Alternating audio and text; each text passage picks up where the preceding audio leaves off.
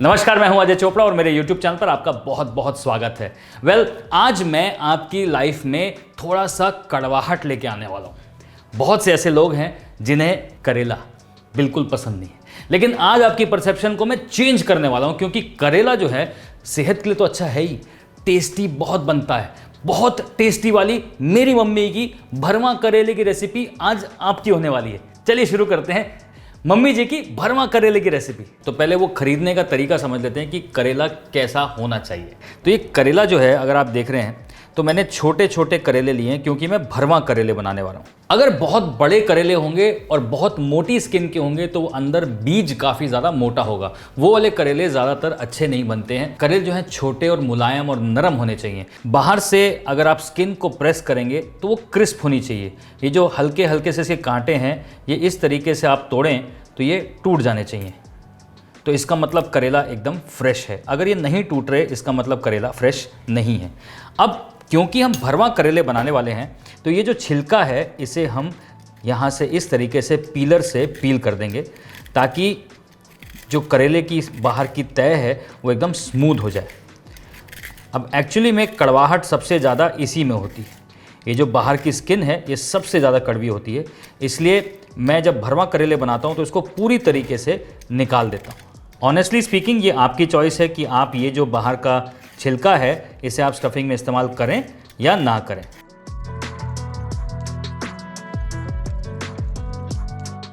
करेले के बीज अगर ऑरेंज या लाल हो जाएं, मतलब वो बहुत ज़्यादा पक चुके हैं, वो खाने में एकदम पत्थर जैसे हो जाते हैं। लेकिन ये जो नरम बीज हैं ये स्टफिंग के अंदर जा सकते हैं अगर आप चाहें तो। बहुत से लोग डालते हैं, बहुत से लोग नहीं डालते हैं। तो जैसे मैंने कहा कि स्टफिंग जो है वो टोटली आपके ऊपर है। अब इसे पकाने के भी कई सारे तरीके हैं। अब जैसे हमने करेले को इस तरीके से पहले खाली कर लिया है, अब इसके ऊपर नमक और हल्दी लगा के कम से कम आधा घंटा छोड़ना है। 1 घंटा छोड़ेंगे तो ज़्यादा अच्छा होगा, क्योंकि उससे हल्की कड़वाहट जो है वो निकल जाती है। अब हमारी मम्मी जो हैं इसे हल्का सा पहले डीप फ्राई कर लेती हैं ताकि और कड़वाहट निकल जाए। तो उससे क्या होता है कि करेला खाने में बहुत मज़ा आता है। हाँ, ज़रूर यह है कि करेले की जो कड़वाहट है उसी में उसके हेल्थ बेनिफिट्स भी छुपे हुए हैं। तो अगर आप सारी कड़वाहट निकाल देंगे तो हेल्थ बेनिफिट्स भी चले जाएंगे। इसलिए अगर आप इसे भर के शैलो फ्राई करके पकाएंगे तो बहुत टेस्टी भी लगेगा और पौष्टिक भी रहेगा। अब ये देखिए, करेला छोटा है लेकिन बीज एकदम पक गए हैं, बिल्कुल लाल लाल हो रहे हैं। तो ये जो बीज हैं इन्हें हम निकाल देते हैं, क्योंकि ये बहुत ज़्यादा हार्ड हो जाते हैं। अब ये जो करेले हैं अंदर से बिल्कुल साफ़ हो चुके हैं। इसके ऊपर डालेंगे थोड़ा सा नमक, थोड़ी सी हल्दी, और इसे अच्छे से अंदर बाहर से नमक और हल्दी से अच्छी तरह से मैरिनेट कर देंगे। ये करना इसलिए ज़रूरी है क्योंकि इससे सब्ज़ी पानी छोड़ती है और करेले की हल्की जो कड़वाहट है वो निकल जाती है। अब ये जो करेला है इसे नमक हल्दी डालकर छोड़ देंगे 2 से 3 घंटे के लिए, ताकि इसकी जो कड़वाहट है वो निकल जाए। अब ये जो छिलका है बहुत से लोग पसंद नहीं करते, लेकिन एक्चुअली में इसे वेस्ट करने की क्या मतलब है। पूरा करेले का टेस्ट है, सब कुछ है इसके अंदर। इसमें भी थोड़ा सा नमक हल्दी डालिए, थोड़ी देर छोड़ दीजिए, पानी निचोड़िए और उसे भून दीजिए, बहुत बढ़िया टेस्ट करता है। तो अब इस छिलके के ऊपर भी थोड़ा सा नमक और थोड़ा सा हल्दी डाल के इसे आधे घंटे के लिए छोड़ देंगे। सरसों के तेल का एक बड़ा चम्मच, साथ में मैं डाल रहा हूं 1 छोटा चम्मच जीरा। जीरा जैसे ही थोड़ा सा फड़फड़ाएगा उसमें डालेंगे 1 छोटा चम्मच सौंफ, साथ में थोड़ी सी कलौंजी।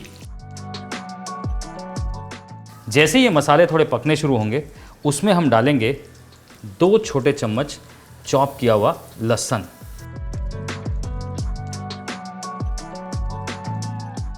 यहां पे गार्लिक जो है वो ब्राउन हो चुका है।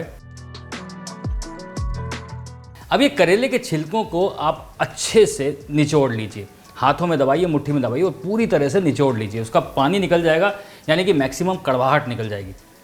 अब यहाँ पर पानी पूरी तरह से निकल चुका है, गार्लिक ब्राउन हो चुका है। अब ये जो पील्स हैं इसमें पकाना शुरू कर देते हैं। गार्लिक के साथ इन पील्स को 2 से 3 मिनट पकाया जाएगा।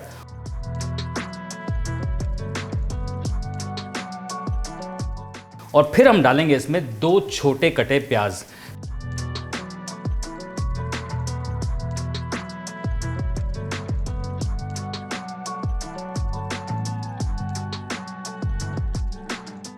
अब इसमें डाले जाएं थोड़े से मसाले। सबसे पहले मैं डाल रहा हूँ इसके अंदर नमक। हालांकि नमक हमने पहले ही डाला था, लेकिन काफ़ी पानी के साथ निकल चुका है। साथ में मैं डाल रहा हूँ लाल मिर्च का पाउडर, थोड़ा सा हल्दी का पाउडर और डाल रहा हूँ, 1 छोटा चम्मच धनिए का पाउडर। सौंफ हमने वैसे अक्खी भी डाली है, लेकिन थोड़ा सा सौंफ का पाउडर भी डालेंगे, वो बहुत टेस्टी लगता है। और साथ में डालेंगे 2 छोटे चम्मच अमचूर पाउडर, 1 छोटा चम्मच किशमिश और थोड़े से काजू जिसको टुकड़ा किया हुआ है। अब इन सारी चीज़ों को अच्छे से पका लेना है। थोड़ी सी चीनी भी डालने से इसमें ये पूरा खट्टा मीठा तीखा वाला जो फ्लेवर है ये बहुत बढ़िया हो जाएगा। अभी जो बीज हैं ये टोटली आपके ऊपर है कि इसमें डालने हैं या निकालने हैं। बहुत से लोग डालते हैं, अच्छा क्रंच आता है, मज़ेदार लगते हैं, क्योंकि करेले की बाकी सारी जो स्टफिंग है वो काफ़ी सॉफ्ट है, तो उसके बीच में एक हल्का सा क्रंच आएगा, मज़ा आएगा। अभी जो बीज हैं इसको भी हम स्टफिंग के साथ पका लेते हैं।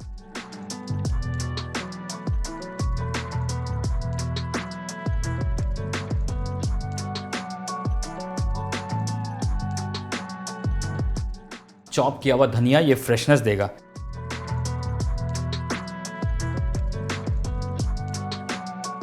स्टफिंग अच्छे से पक चुकी है, इसे एक प्लेट में निकालेंगे।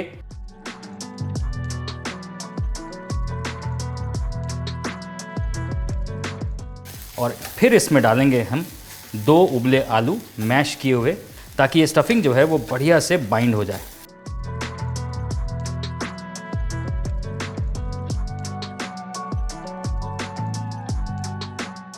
अब बॉइल्ड आलू के साथ साथ मैं डाल रहा हूं थोड़ा सा चॉप किया हुआ धनिया, ये फ्रेशनेस देगा।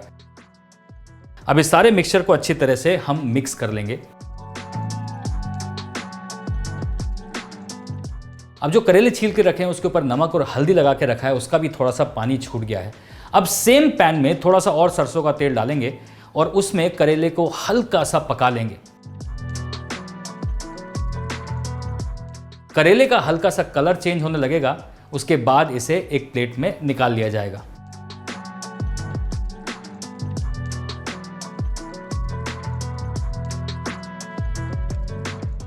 हल्का सा ठंडा करेंगे और फिर ये जो स्टफिंग हमने बनाई है इसको करेले में अच्छे से भर देंगे।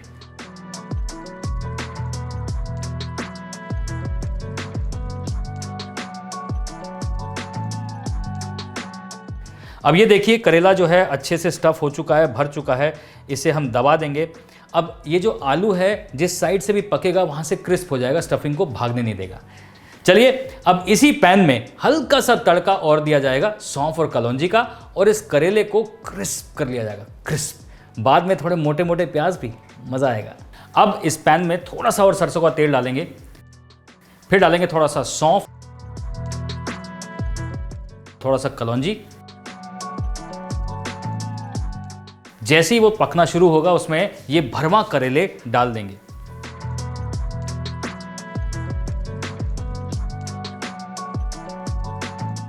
चारों तरफ से अच्छे से इसको सीयर करेंगे। 4 से 5 मिनट ये सीयर हो रहे हैं, पक रहे हैं।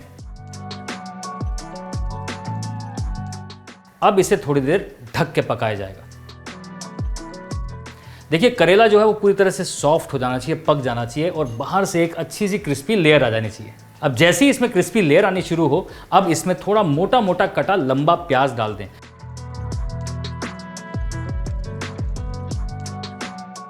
ये बिल्कुल ऑप्शनल है, क्योंकि करेला वैसे ही बहुत टेस्टी है, दाल के साथ, फुल्के के साथ बहुत मज़ा आएगा, लेकिन ये प्याज जो है ना एक एक्स्ट्रा लेयर ऐड करते हैं। तो टोटली योर चॉइस, आपको डालना है डालिए, नहीं डालना है मत डालिए। अब यहाँ पर प्याज को भी डालकर थोड़ी देर ढक के पकाया जाए। 2-3 मिनट बाद इसे हम अच्छे से वापस से स्टर करेंगे। मेक श्योर कि इस स्टरिंग में करेले की स्टफिंग ना निकल जाए। बस प्याज जो है वो एक तरफ जलना नहीं चाहिए। करेले और प्याज का जो मिक्सचर है वो एकदम बिल्कुल सब्जी की तरह मिक्स हो जाना चाहिए। 5 से 7 मिनट इस प्याज को पकाएंगे। जैसे ही प्याज थोड़ा सा सॉफ्ट होगा उस पर डालेंगे हल्का सा नमक। करेले और स्टफिंग दोनों में नमक ऑलरेडी है, इसलिए नमक बहुत ज़्यादा नहीं डालेंगे। हल्का सा मिर्च पाउडर। अब ये करेले की डिश बिल्कुल तैयार है। चलिए इसे प्लेट करते हैं।